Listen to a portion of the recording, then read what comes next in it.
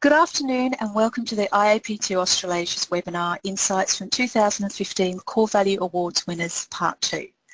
My name is Cathy Moses and I'll be your moderator for today's event, and it's a pleasure to have attendees from across Australia and New Zealand in the room today. Thank you all for your patience. We had some technical difficulties a little while ago, but hopefully we have rectified them. We will be showing a video first up, and Carly has sent you a link which we would ask that at the correct time you just click on so that you can access this video. Now today's presentations will be from Logan City Council and People with Disability Australia. They will both be followed by a Q&A session with a former Core Values Awards convener and judge, Greg Stevens, from People and Place Consulting. Now this session will be a great opportunity for you to ask some practical questions regarding judging processes and also receive valuable insights from a judge's perspective.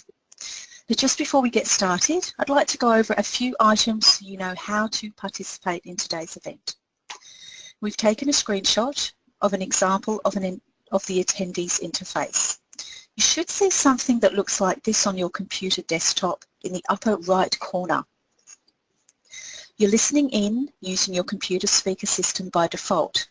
If you prefer to listen using your phone, select telephone in the audio pane and the dial-in information will be displayed. Please dial in and follow the prompts to connect to the telephone audio. This should take less than a minute. During each of the presentations, you will be able to submit text questions to each presenter. Just type your questions into the question pane on the right of the control panel and press enter. These questions will then be answered during the Q&A session at the end of each presentation or outside of the webinar if we run out of time. Now, a handout is available to be downloaded in the Handout tab, which includes the Core Values Awards Entrance Kit for 2016. I would now like to welcome Matthew Bowden from People with Disability Australia. This organisation won the IAP2 Australasia Health Project Award and then went on to win both the IAP2 International and Australasia Project Award for their NDIS Citizens Jury project. Just like to hand over to you now. Thank you, Matthew. Thank you very much, Cathy, and thanks IAP2 for pulling this together today. I really appreciate the invitation. So I'll just quickly introduce my organisation. So we're a national disabled people's organisation, meaning that we are constituted by people with disability. All of our members are people with disability, and from our members they elect our board. And we have 10 offices across Australia, and we're engaged in all sorts of human rights activities where we are furthering, promoting, defending the human rights of people with disability. And this project that you're about to see, we were fortunate enough to work with a filmmaker who created this short documentary. I think it's about 15 minutes long that you're about to watch. So you should have all received the link to the YouTube clip. So if now you could all go to that email that you received and click it on, and then in roughly 14 minutes we'll all come back into the webinar, and I'm able to sort of answer any of the questions that you have. But I hope that the documentary explains exactly what the project was, what the outcomes were, but feel free to ask questions. So 1, 2, 3, go to your emails and watch it now. Thanks.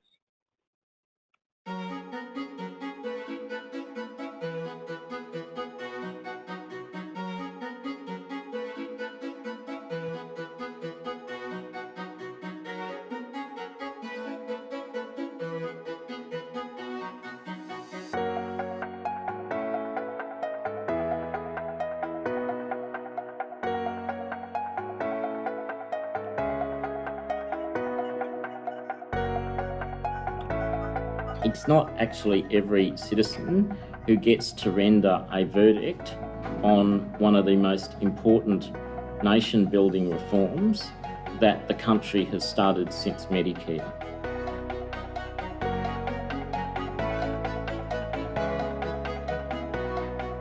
The NDIS is a new way of providing disability supports for all Australians across the country. We're in our trial phase at the moment, but from 1 July 2016, we'll start to roll out across the country. So People with Disability Australia approached the National Disability Insurance Agency with the idea of a completely innovative way to get feedback on the NDIS. And we said what we could do is have a citizens jury, which is a process that involves ordinary taxpayers on the ground who are funding the NDIS, hearing from participants who were also randomly selected and asking them what they're actually experiencing from the scheme. We will hear directly from participants, find out what is actually there to celebrate, what is not stepping up and what needs to be done differently. We recognise that during this trial period it's important to get as wide and diverse feedback as we possibly can. We recognise there's an enormous amount of interest from people with disability on the performance of the scheme, and to have an opportunity to have input into its development. The proposal from People with Disabilities Australia to do this by way of a citizens jury was one that we thought provided another and different perspective, so we welcomed that.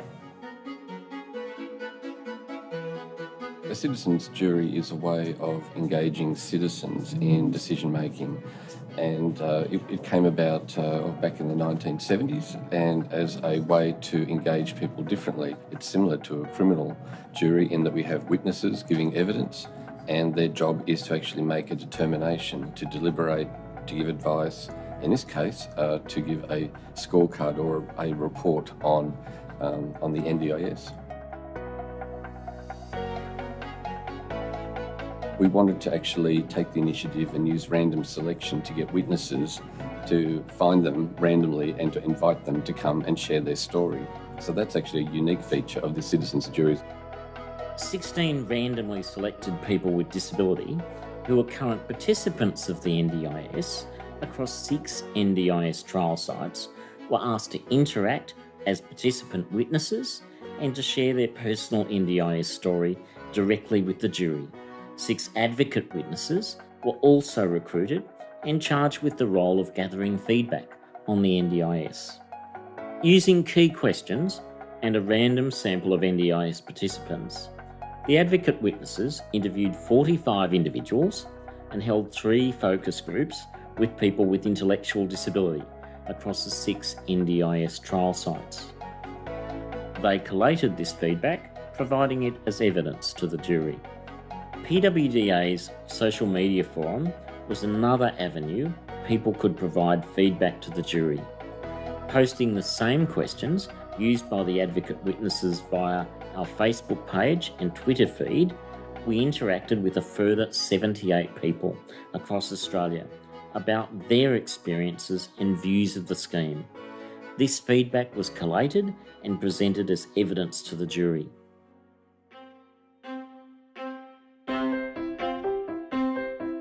So this particular charge has 8 themes for the participants to address. So the jury needs to consider 8 themes.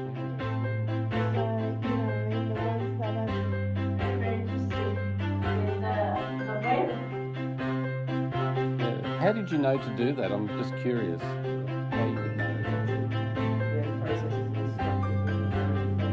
Participants.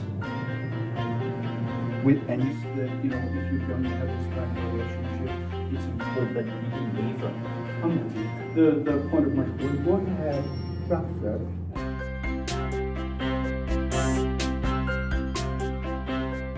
After we hear the evidence, it's a matter of saying, okay, which evidence pertains to which themes, and let's get that captured. So we've created wall space for each of the themes, and we've literally recorded the evidence that we think best sits in that theme.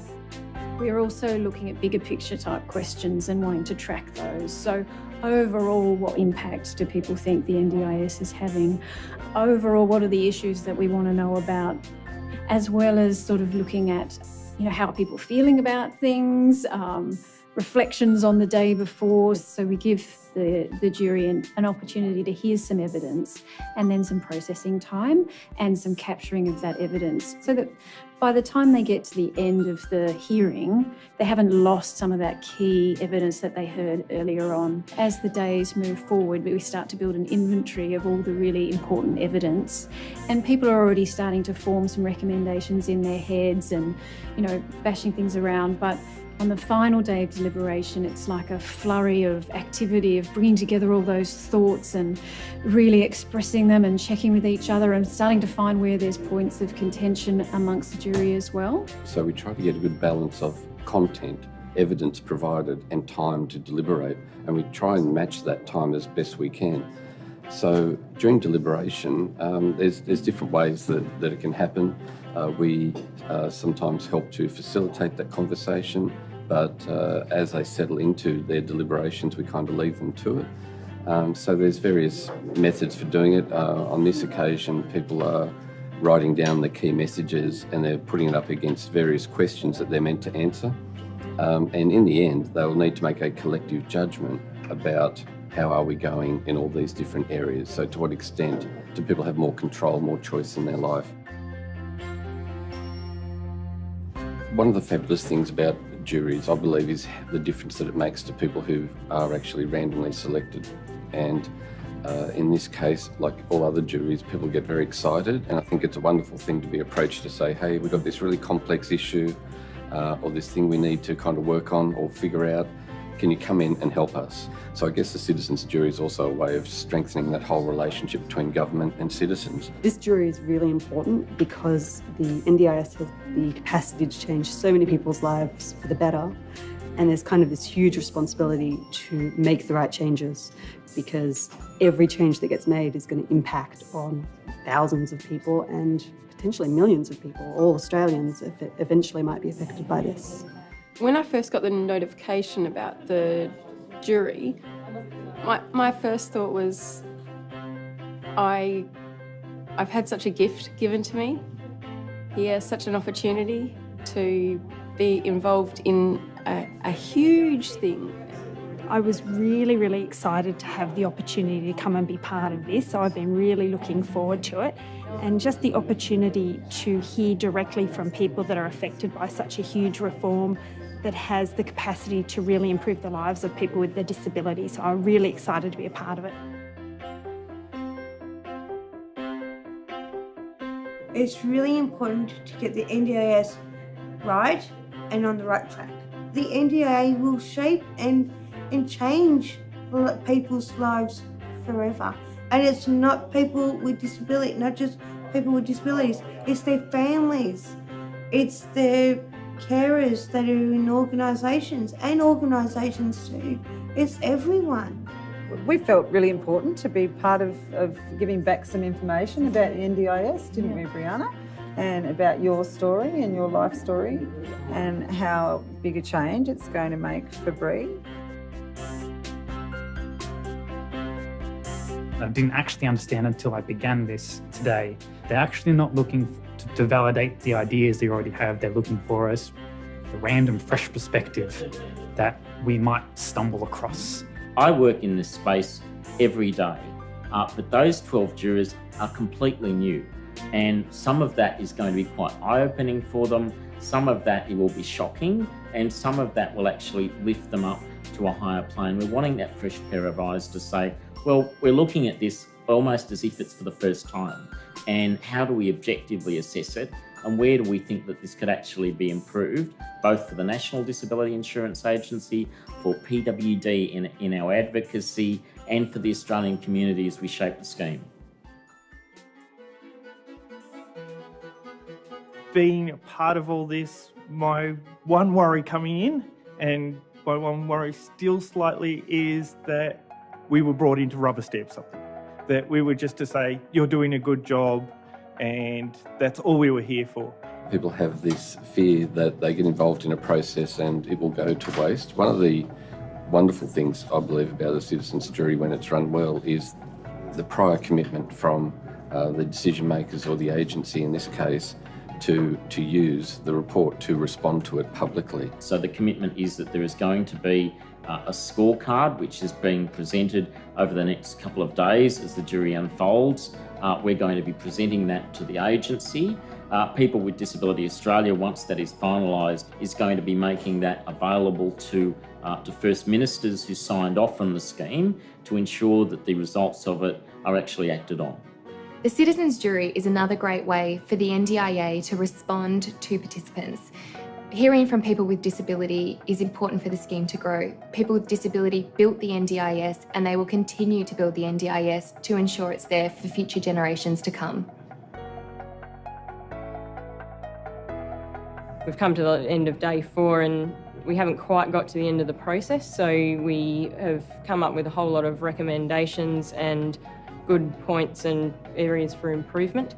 So we started off with a summary of the fact that the jury unanimously thought that it was a great idea. Its ethos was sound and it will deliver great things for the disability sector in Australia. It was surprising for 12 people how we unanimously agreed on pretty much every point of what was a recommendation. I think the role of the planner is paramount to the success of the scheme for the individual. The main focus needs to be consistency, learning from what works and applying it in the areas that might be weaker.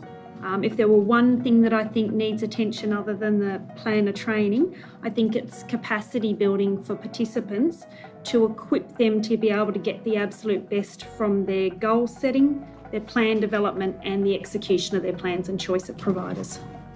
More advertising for the NDIS itself outside of it. You need to get that message out to people why the NDIS is needed and why it's a good thing, because most people wouldn't have an idea. They just have no idea what it's like.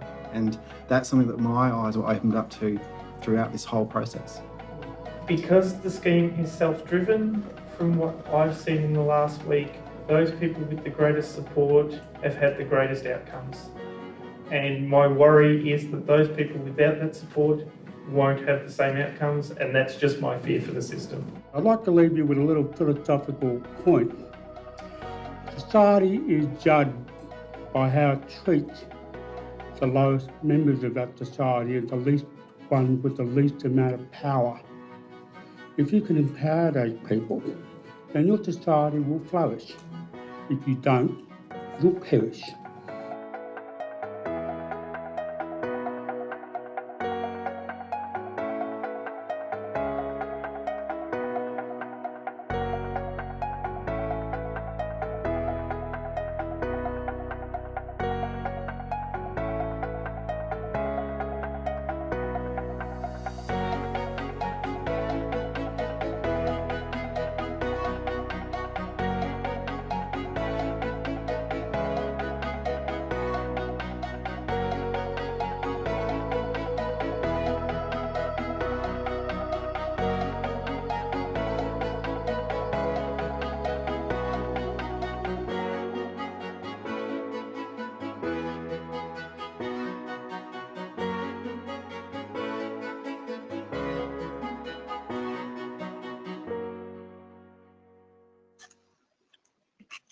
Hi Matthew, are you there? Hello, I am here. We anticipate that the video should just about be done, so we're just wondering if people haven't quite finished, maybe they could go back to it at the end and we could start with some questions to you from some of the people that have been watching. Would that work okay? That's absolutely great, thanks. Lovely. So Naomi would like to know what commitment was given to the jury about how their input was used. Well, the commitment that was given to them was sort of there from the outset. Like before they were, when they were making the decision about whether they were going to sort of take this on, they knew that it was going to be information that was going to be used by the National Disability Insurance Agency for building the scheme. We told them that there was going to be a sort of written report that the jury would be drafting, that would become a public document that my organisation, People with Disability Australia, would respond to, that the National Disability Insurance Agency would respond to, that potentially because of the sort of interest and the size of this public policy reform, that there would likely be media interest in the jury and its process and outcomes, and there was media interest, and also that we were making this documentary, and that would also be a public document or a record of what happened. Okay, great. And she's also asking how were the jury members selected?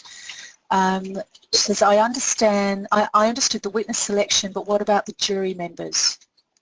Similarly, random selection. So we used an organisation called New Democracy, and so they were engaged. So we were hands-off of both the recruitment of the jurors as well as the recruitment of the participants, the NDIS participants. So, you know, people received a random phone call, and this was introduced to them, and that's how the sort of sign-up occurred. Oh, that's that fantastic. was the electoral roll, I believe. Yeah. Right. Now, I have a question, if somebody can ask a money question. And if so, how much does a process like this cost to run, approximately? The project for the National Disability Insurance Agency, it was under $300,000, but I mean, obviously it was a significant project for them to fund. They were really interested. They hadn't heard from, and I think this is explained in the documentary, they hadn't heard from directly from people with disability before in their evaluation. They wanted to have this sort of quality assurance and evaluation mechanism sort of built in. So there's obviously quite considerable costs of running a project like this, and also having the meaningful participation of people with disability in that, some of whom have fairly high costs when it comes to things like travel, needing to travel with carers, etc., and having their participation needs met by either interpreters, etc. So, yeah, but I think the whole thing came in underneath under $300,000. Right, and another question was, what was the most significant learning for you personally through this engagement process? I think the learning was that, we hadn't done this before. We hadn't run a citizens jury before, and so trusting in that process, because I wasn't sure, and having that kind of leap of faith into the random selection of jurors, particularly, I just wasn't sure what that might bring up. But what it brought up was, I think, incredible. I was really impressed with the ways that the jurors were instantly engaged and really drilling down into questions that, somebody who was a really informed expert in this field would have been asking exactly the same questions of the participants and of the National Disability Insurance Agency, of us, as well. And so their level of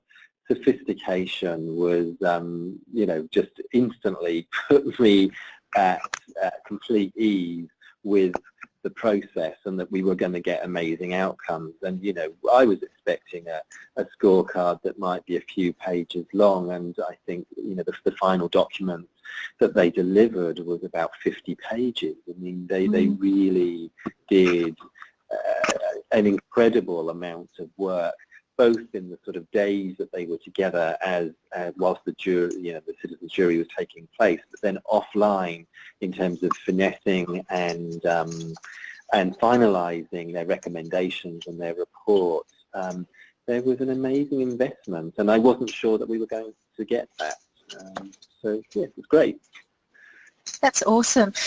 So Matthew, look, thank you so much. We are now out of time for your session. There are a couple more questions, but just to reassure those people that have posted them, we will send them through to Matthew and we'll respond outside of the webinar. So once again, thank you very much, Matthew, for that session. I'd now like to welcome Alice Sherring, who is representing Logan City Council. Now, this organisation won the IAP2 Australasia Planning Project Award and then went on to receive the Australasia Highly Commended Project Award for the Logan Planning Scheme project. So I hand over to you now, Alice, if you're there. Yes, thank you. Can you hear me okay? Yes, you're sounding good to me. Fantastic. Okay, well, thank you very much for that, Cathy, and thank you very much, Matthew, as well. So I'm here to talk to you about the Logan Planning Scheme project. So this was a very interesting project for us as a local government, and it was something that we, on receiving the core values, were very proud of in terms of the engagement that we undertook as well. So I'm going to talk to you a little bit about us as an organisation, the community in which we work, as well as the nature of the project that we undertook, and then how it directly links to the core values. So the City of Logan itself, so we are home to more than 305,000 people, so we're a very large local government area. I think we're in the top 5 in terms of size of local government in Australia. We are a very diverse city, so we have more than 215 different cultures that call Logan City Council home. So because of that, we have to really think about how we connect with our community. 50% of our community are actually younger than the age of 30, so we've got a very young population in our city. And our community enjoys more than 1,000 environmental spaces, so we're a very green city, but we're also a very urban city to the north extent of our community. And we're home to more than 70,000 jobs. And of those, that contributes more than $10 billion to the region's gross domestic product. So in that regard, we're a very busy and a very happening city. But our city is something that, a city that's really gone through significant change and population growth. So the image on the left-hand side there you can see is the old Logan area, and then 2 different local government areas that were amalgamated in to form the new City of Logan in 2008. So as you can see there, we more than tripled in geographic size, and our population significantly grew in that time. The second picture you can see there on the right is what we're expecting to grow by over the next sort of 15 years. So we need to accommodate 70,000 new homes between now and 2031. So we've got a significant experience that we're going to encounter around our population growth, and how do we accommodate that as a city. So that brings with it many planning challenges. So we need to establish new frameworks to support that rapid population growth. And because of the amalgamation that took place in 2008, we had to replace 3 different planning schemes with 1 new planning document for the whole city. And it was that document that had to identify how are we going to accommodate these 70,000 new homes, as well as 50,000 new jobs to support our residents. We have a range of state government planning policies that were new and emerging that we had to respond to, so things like climate change, as well as new flooding policies. And additionally, we wanted to reduce the red tape and simplify those 3 different sets of planning rules that were in place across our city. We wanted to continue to provide those environmental and green spaces and significant community spaces, but also with 70,000 new homes, we had a very unusual challenge of how do we provide infrastructure for such a rapidly growing city. So that was the landscape in which we were operating in when we undertook the development of our new planning scheme. Our community is a very passionate community, and so we were operating not only with those planning challenges, but in an environment where our community have really high expectations of the service that they've come to expect from Logan City Council. So our community are very passionate, and these are some images here of when our community doesn't believe that the right decisions are being made in our local government area. So there's a range of responses that we have experienced in the past, and other levels of government, as seen in these photos, and the decisions that they make and how they influence on our community. So we knew that this was a really important decision that we had to get right. So we created some engagement goals, and they were to raise awareness and educate the community about the planning scheme and city planning. So it was much broader than just what do people think of our planning scheme. We went forward with the desire to educate people about our challenge so that then they could meaningfully participate in the planning process. We created accessible opportunities for community and other key stakeholders to influence decision-making and planning outcomes. That was a really critical goal for our project, is that we had to be as accessible as possible because we were a new city and a city that was 3 times the size than what we were previously. So how do we connect with these new residents and new stakeholders that are coming in and now working with our organisation? And we wanted to engage with a diverse range of our stakeholders using different meaningful forms of engagement to make that engagement accessible and valuable for them as well as us. So this is a reflection for me on the whole process that we undertook, because the engagement on the planning scheme didn't just happen through a 30-day consultation period. It happened over 5 years, 5 to 6 years actually, in the development of the planning scheme itself and all of the incremental decisions that led into the development of the planning scheme. So planning schemes are highly technical and complex documents. Our Queensland law requires a 30-day consult or public notification period to develop a new scheme. This law doesn't recognise that planning can be enriched and really refined using higher levels of engagement by examining features, discussing issues and exploring options through a range of face-to-face methods. This is what enables local government to work with community, businesses, industry and different levels of government and a range of other key stakeholders to develop final planning schemes that reflect communities' ideals, values and desires for their city. So engagement here was a process for us. It was not just a 30-day consultation period. And in that regard, it really took place over a number of years, as I mentioned. So we master planned significant key growth areas. We undertook a range of neighbourhood plans in different areas throughout our city. We had discussions on new policy positions and local laws as they were being developed. We had staged information releases over a number of years, including flood mapping information release where we informed 22,000 residents of the level of flood impacts on their property. We developed a new community infrastructure strategy. We developed a range of environmental studies, strategies, policies and projects. And we did annual community satisfaction surveying which told us how well we were performing with our communication and engagement techniques. And all of these things were underpinned by the key message that this was all informing the development of a new Logan Planning Scheme which would be released in the future. When we compiled all that information into a final planning, a draft planning scheme, we then publicly exhibited that particular document. And that was the final stage which was culminated into that engagement or consultation period. The first thing we did is we extended our consultation period to be approximately 60 business days rather than the statutory requirements of 30 business days.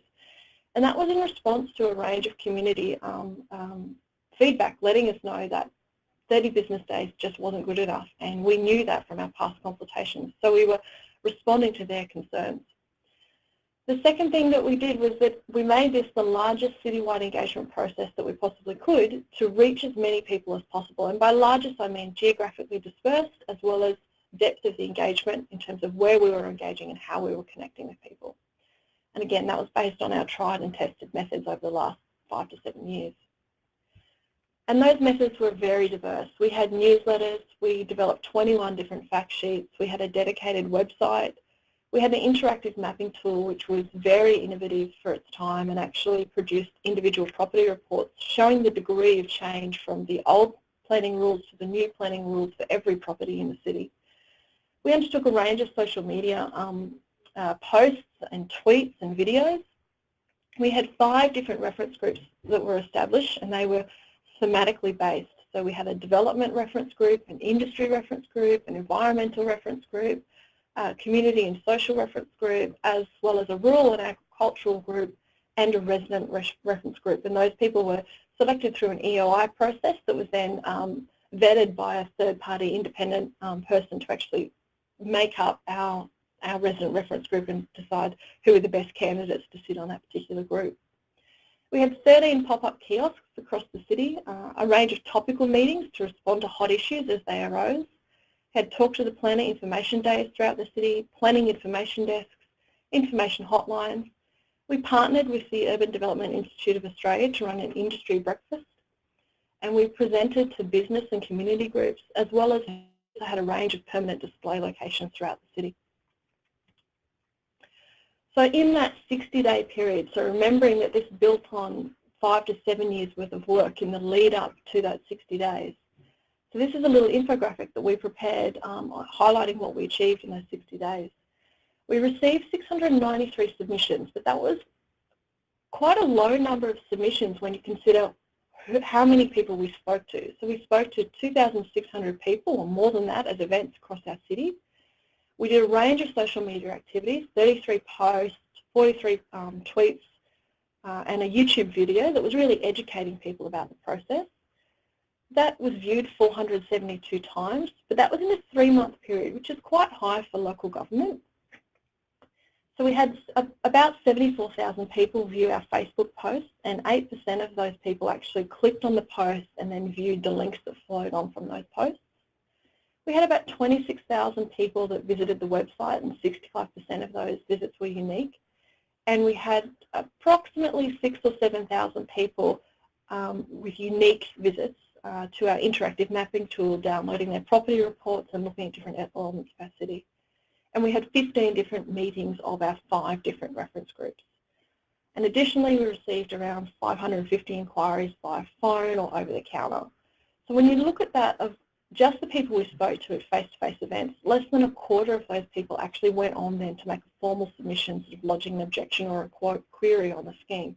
Because in many instances, they had the ability for their information to be addressed in the first instance, rather than having to then go and lodge a submission. So we were able to either educate and resolve the issue on the spot, or then they had to make a submission to request a change. We had very significant outcomes, and this was a key aspect of this particular process that I think contributed to our core value award recognition, and that was that we were really genuine in our approach, and the feedback that we got led to real changes and improvements, and they were quite significant policy changes, some of the things. So there was changes to our vegetation management offset requirements. There was changes to the status of freehold multi-unit subdivision developments and how they were assessed under the scheme. There was changes around the triggers of gross floor areas in retail and shopping centre areas. And there was also changes to the way we manage high impact industry and development in our planning scheme. So there were big issues, as you can see there, that we were actually willing to talk about and change in response to industry and community feedback. When we evaluated the process, we had very, very positive findings. So just of our reference group participants, 100% of those participants surveyed felt that they had sufficient time to express their views, and 100% of surveyed reference group participants felt listened to throughout the process. And these were 2 of my favourite quotes taken from the evaluation findings. Council should be commended on the preparation of a comprehensive draft planning scheme, and also the level of community engagement being undertaken. And the other quote was, if I was invited to work with Logan City Council in this way again, I would, because it's genuine. It's not just ticking a box. Often it's about having someone from the industry in the room, but the decision has already been made. This was not the case with the planning scheme. So our participants in the process really felt that they had the opportunity to be heard throughout the planning scheme process. And lucky last, this is how I feel that we specifically address the core values. We recognised basically as a city that we were facing really unique challenges, and we wanted to work with our community in that decision-making process on how do we as a community best address these challenges. So it was a fundamental belief that the community needed to be involved in this decision-making process. We were genuine in our promise to ensure that input would actually contribute to the final planning scheme, and that was very evident in the degree of change and the willingness to respond to those concerns coming from stakeholders, community groups, residents, industry, in the final product. We communicated our needs, business needs, residents' concern, requirements of other levels of government, industry interests, as well as platforms to engage in discussions that appreciated these. So we recognised that there were a range of interests and needs in the room, and we were really open about communicating that and not hiding the problem that we were facing as a city and how do we best address it. We made sure that we really worked across that orbit of public participation in how we engaged, and we engaged far and wide over a very extended period of time to use diverse methods, places, spaces, days, times, products, as well as using other people to connect with people who might not normally be in contact with us.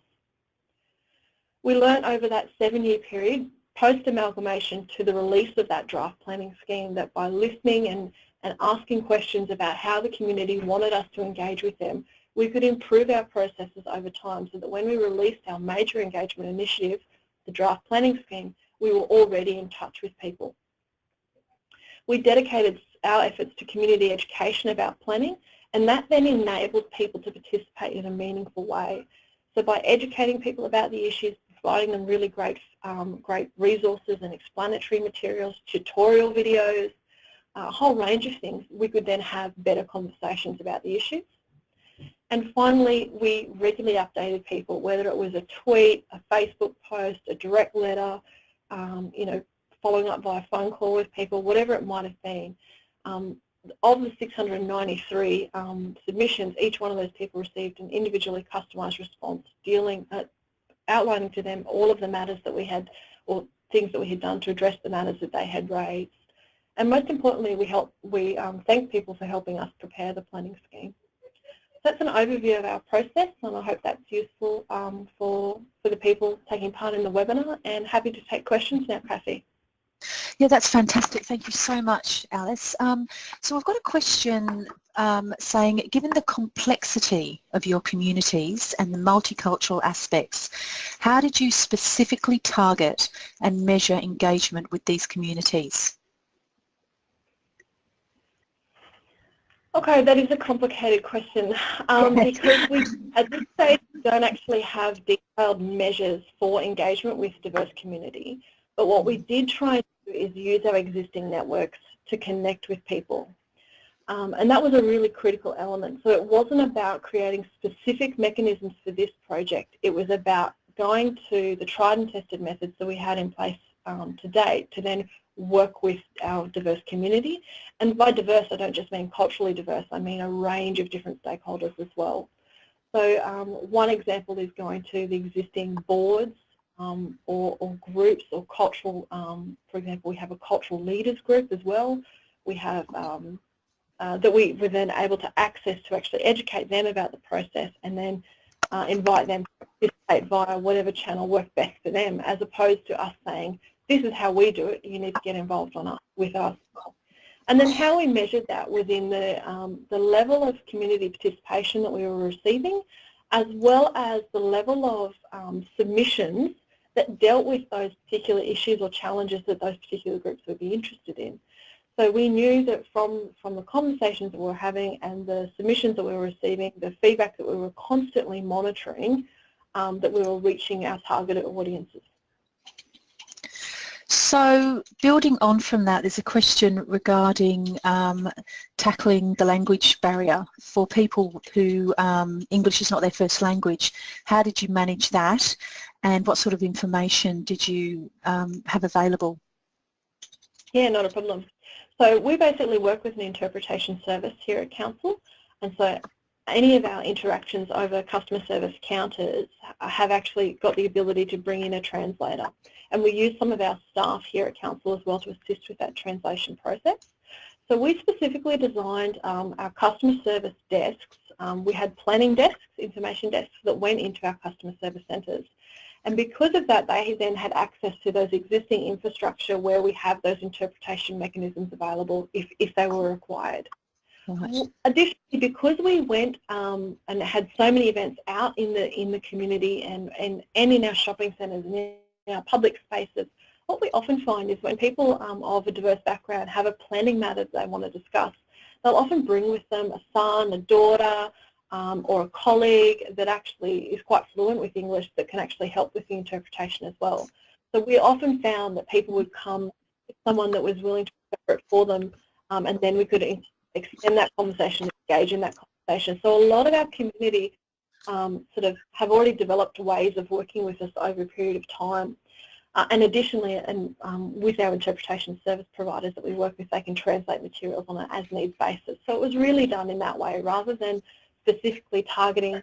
In other projects, we've distributed materials in the top 5 spoken languages or the top, areas of most interest or need on a project.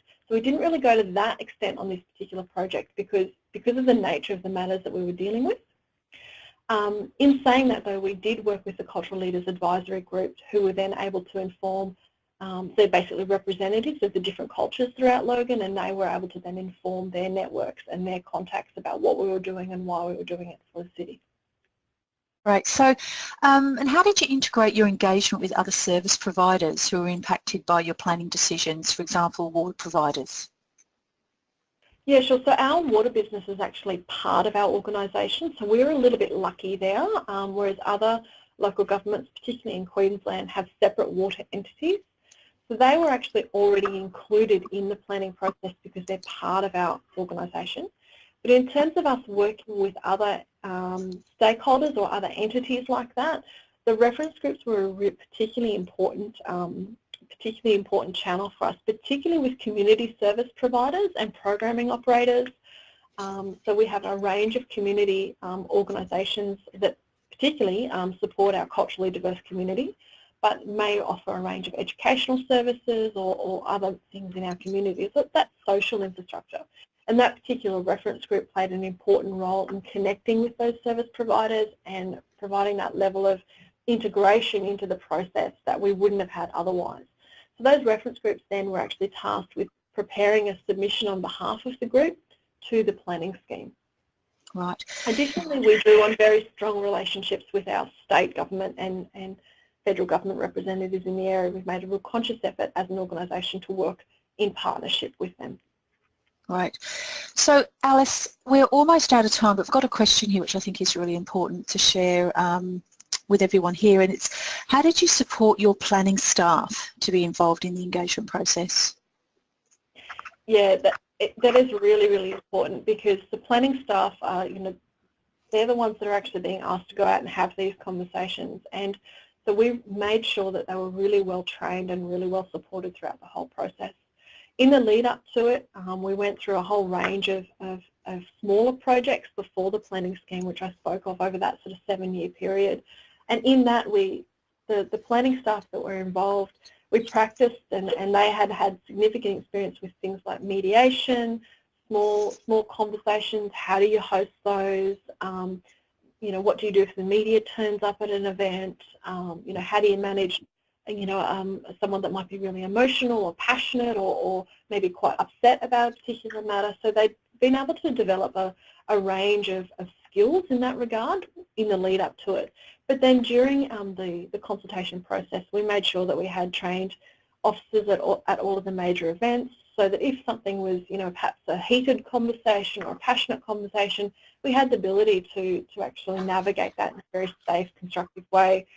But to be honest, most of that planning work that we had around, what do we do if that sort of thing happens at an event, we were very pleasantly surprised and didn't encounter that with our community at all, which was wonderful. Well, that's really good. That's good to hear. And thank you so much, Alice. You shared some fantastic insights and given some invaluable information for people here today. So we do have a few more questions, but we are out of time, so we will pass that on to you outside of the session and make the answers available to everybody later on. So once again, thank you, Alice. Cathy, thank you very much. Okay, so we now have a few moments left where we'd like to open up for discussing this year's Core Value Awards. So the awards have opened, so people are able to enter, and they close on the 22nd of April. Now, in my position here, I do oversee the Core Value Awards, and Ray Tai, who was the convener for 2016, was going to be with us today, but unfortunately, due to some technical difficulties, had to pull out. But we do have Greg Stevens, who is a fantastic previous convener and judge of the awards, who will be joining us today to answer some questions that have already come through. So if I could just say welcome, Greg. Thank you, Cathy, and everyone. And can I just kick off, because I'm very conscious that time is against us, and I've got a question here. What are some general tips or insights that you could give to entrants regarding their submission? Okay, thanks, Cathy, look, a couple of things, and I'm just mindful of the time, so I'll be pretty brief. Some of these actually seem quite self-evident at face value, but in fact, we don't always get it on the couple of years that I was on the panel. So firstly, actually respond to the criteria. What we've seen sometimes is that people produce a lot of material around their particular project, which they use in brochures and websites and promotional opportunities, and they often do a cut and paste and drop that in. I guess one of the important things is if we're going to make a judgment, the submission actually needs to respond in detail explicitly to the criteria, and while that seems self-evident, that's really important. I should be able to pick it up and go, okay, if all those dot points are there, is there evidence of a response to those for each of those questions? Remembering that it is the CVA Core Value Award are the criteria here. Your submission really needs to focus on how your process, your particular engagement process, demonstrates the core value awards, and that's the focus. So it's not an opportunity just to talk generally about, you know, what a great process it was and so on. It's really being very explicit to demonstrate how the process responds to core values. And as part of that, then to provide the evidence. So for example, you know, people often talk, it was a great project and people were really happy with it. Well, in a sense, that's take my word for it. It's much more useful if you're able to provide evidence throughout. And that includes in the objectives, the methodology, the innovation, and so on. Just very briefly too, keep to the word limit, please. Entries are succinct and targeted, they don't need to be voluminous, so keep to the word limit. And just one other perhaps, if you're submitting multiple entries, so putting a submission into a number of categories, you really need to rewrite the submission to address that category. Quite often people put an entry into several categories and all they've done is just shunted, you know, just tick the box for several of them, and sometimes they're better suited to one than the other, and it makes it then really hard to judge. And perhaps, Cathy, just finally, I looked back at my notes from 2014 in terms of the evaluation and review, and I'll just read briefly something I wrote here, and this is particularly for question 3, the methodology. Those entries that addressed each of the core values separately as part of their response to this question, so they put the 7 core values and they addressed each of them under this methodology, proved to be higher quality submissions reflecting higher quality processes, and as they were better structured, provided more robust and valid judging. So remembering that the awards are about the core values first and foremost, and and particularly this is the section to demonstrate it. So there's a few thoughts, Cathy. Yes, no, that's fantastic. So just, there was another question here, which I think you've probably answered, but it said, what do some of the better entries do? Or yeah, look, some of that I probably have answered, but again, just coming back to it. So for instance, the first question is around objectives and the criteria, you know, outline the project objectives. The project may have a range of objectives, but the ones that we're particularly interested in are any around engagement and how the decisions were made and so on.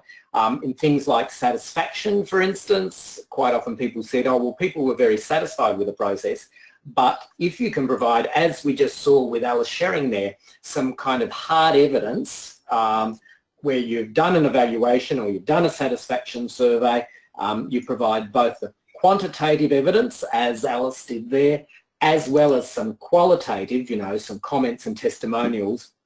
That's really useful. Well, quite often people say, oh, it was a great process, kind of take our word for it. If you can provide the evidence here, it's much more useful.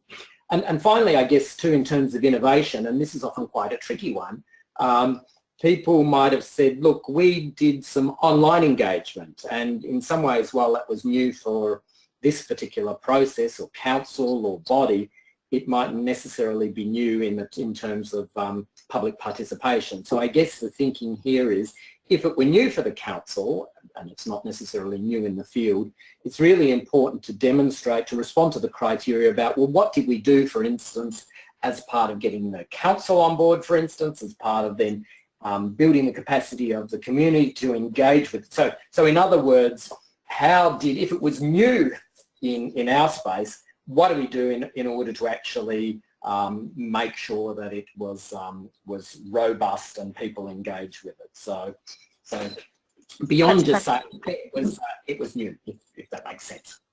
Yeah, no, that's great. Thanks. So, Greg, just to summarise, it's firstly, answer the questions. Make sure you address the criteria. Yep. Keep to the word limit, making sure that your answers are succinct and accurate. And finally, back up with evidence. Absolutely. That's a great summary, Cathy.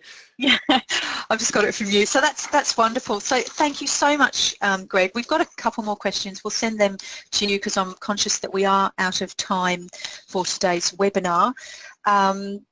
So on behalf of IAP2 Australasia and all our presenters today, Matthew Bowden, Alice Sherring and Greg Stevens, I'd like to thank you for the time and effort that you have given to us, and thank you to everyone that attended today's event.